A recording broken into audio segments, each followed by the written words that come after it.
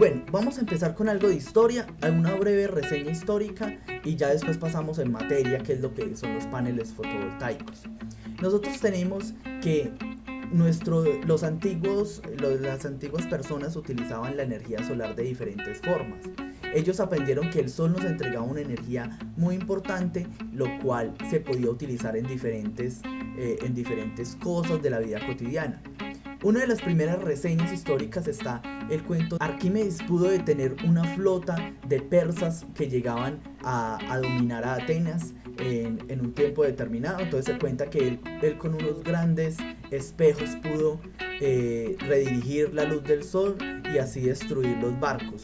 Eso pues no deja ser más que ficción, pero por lo menos es una historia muy interesante.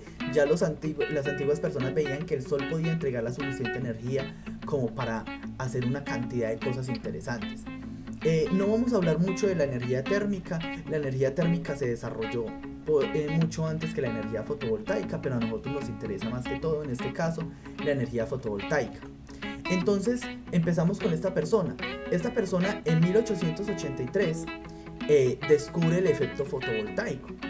Descubre que simplemente al usted tener un elemento de silicio, usted ya puede generar como un flujo de electrones extraño.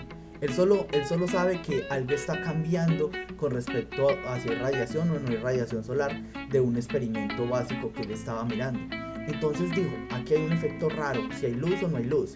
Y aparte de todo, personas tan importantes como estos pilares de la ciencia, como lo fue Faraday, que lo vemos por acá, como lo fue esta gran persona como fue Maxwell, que fue un matemático con unas grandes cualidades de definir las ecuaciones que otras personas ya habían desarrollado, pero él las llevó a la expresión fundamental.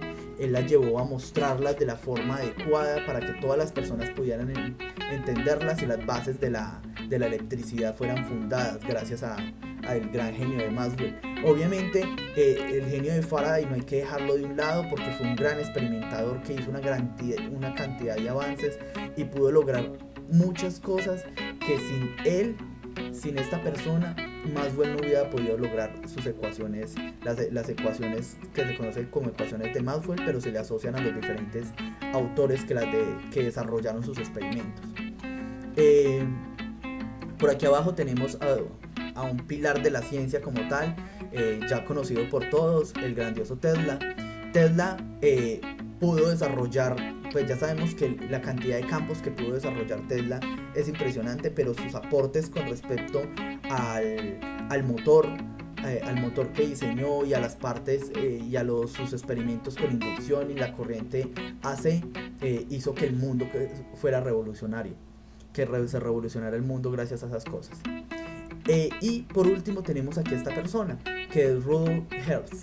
Esta persona pudo plantear, primero que todo, matemáticamente, ya pudo empezar a descubrir cuál era el efecto fotoeléctrico y el efecto fotovoltaico. Aún así se quedó un poco en papeles, y ya después llegó una persona. Obviamente él desarrolló muchos trabajos con respecto a muchas otras cosas, pero él estuvo más relacionado, o por lo menos nos sirve mucho para la historia, para el efecto fotovoltaico, que es lo que nos invita hoy en este video, que nos importa en este video. Estas personas sentaron unas bases para que llegara una persona como él y pudiese desarrollar una ecuación matemática que desarrollara el efecto fotoeléctrico como tal. Entonces, del efecto fotoeléctrico y el efecto fotovoltaico después se hablará un poco más detalladamente, pero esta persona fue un pilar de la ciencia para lograrlo. Sus ecuaciones matemáticas y las ecuaciones matemáticas del efecto fotoeléctrico hicieron que fuera fundamental para la ciencia, fuera fundamental para poder desarrollar mucho más los paneles solares, y bueno, más adelante los que iban a ser los paneles solares y lo que iba a ser la invención de los LEDs y muchas de las cosas que nosotros tenemos en estos momentos. Esa es como más o menos la historia de las personas que desarrollaron. Hay muchas personas de más, pero coloqué las más famosas. También tenemos que por allá en el año de 1953, ya hablando del espectro solar, de la radiación solar que nos enviaba el sol hasta la Tierra, se podía conseguir este espectro de radiación, donde tenemos unos rayos ultravioletas, un espectro visible y unos rayos infrarrojos. Todos estos rayos de luz tienen energía. Esa energía captada nosotros la podemos aprovechar. La pregunta es ¿cómo podríamos aprovecharla? Entonces Einstein y la cantidad de personas que se veían atrás descubrieron que la longitud de las ondas llevan diferentes cúmulos de energía. Esos cúmulos de energía se pueden extraer, esos paquetes que Einstein llamó fotones, esos paquetes de energía se pueden extraer y convertirse en otra forma de energía mucho más utilizable. Y a este espectro se le conoció como el espectro de irradiancia, que va a ser muy importante más adelante para nosotros. Algo más, con un poco más de historia, entonces ya tenemos que por los años del 1960, más o menos los años entre los 50 y los 60, se empezó a desarrollar una serie de paneles basados en silicio, los cuales generaban pequeñas corrientes eléctricas. Esas corrientes eléctricas se hicieron interesantes y se hicieron importantes. Los paneles tenían eficiencias muy malas, pero se hicieron muy importantes en esto, lo que iban a ser los primeros satélites de nuestra Tierra. Esos satélites obviamente no le podíamos meter una batería y no podíamos estarlo recargando cada vez que queríamos, entonces para hacerlos lo más autónomos posibles se construían con paneles fotovoltaicos, y esos paneles fotovoltaicos se recargaban cada vez que la luz del sol los tocaba. Entonces estos fueron los primeros desarrollos, en 1958 con el Vanguard 1 y en 1959 con el Explorer 6. Ya vemos que este era relativamente pequeño, pero este tenía ya un tamaño considerable. Aún así los paneles eran de muy mala eficiencia, pero la NASA fue la primera que empezó a desarrollar, que empezó a ver productivos los paneles fotovoltaicos, que pudo pensar que servían para algo más que simplemente ser un experimento de un laboratorio.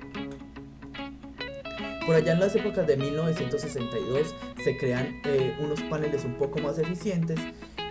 Ya se lanza este satélite que se conoce como el Telstar, y miren que esto ya parece un poco más, se parece mucho a la Estrella de la Muerte de Star Wars.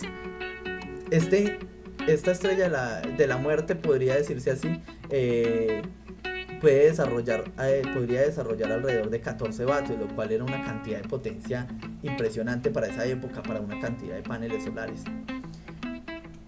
Paso seguido, esto nos crea un imaginario de que las personas pueden llegar a hacer tecnología más interesante y cada vez mejor y alcanzar las estrellas.